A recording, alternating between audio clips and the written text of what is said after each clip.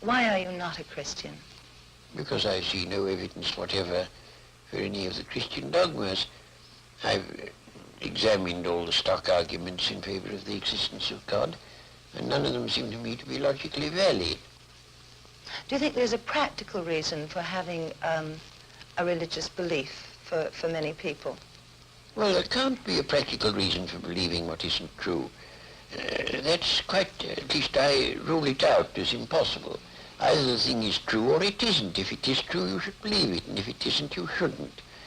And if you can't find out whether it's true or whether it isn't, you should suspend judgment. But you can't, it seems to me, a fundamental dishonesty and a fundamental treachery to intellectual integrity to hold a belief because you think it's useful and not because you think it's true. Well, I was thinking of those people who find that some kind of religious code helps them to live their lives. It gives them a very strict set of rules, the rights and the wrongs. Yes, but you know, those rules are generally quite mistaken. A great many of them do more harm than good.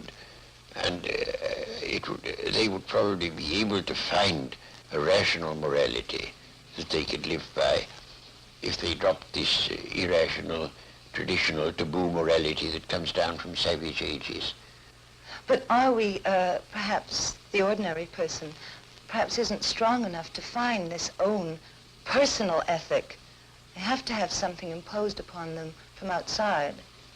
Oh, I don't think that's true. And what is imposed on you from outside is of no value whatever. It doesn't count. Well, you were brought up, of course, as a Christian. When did you first decide that you did not want to remain a believer in the Christian ethic? I never decided that I didn't want to remain a believer.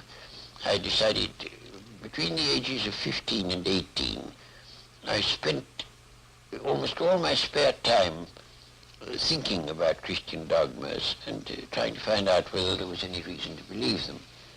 And by the time I was 18, I discarded the last of them. Do you think that that gave you an extra strength in your life? Oh, I don't know. No, I shouldn't have said so. Neither extra strength nor the opposite. I mean, I was just engaged in the pursuit of knowledge. As you approach the end of life, do you have any fear of some kind of afterlife, or do you feel that that is just an impossibility? No, I think that's nonsense. There is no afterlife? None whatever. Do you have any fear of something that is common amongst atheists and agnostics who have been atheists or agnostics all their lives, who are converted just before they die to a form of religion? Well, you know, it doesn't happen nearly as often as religious people think it does. Because religious people, most of them, think that it's a virtuous act to tell lies about the deathbeds of agnostics and such.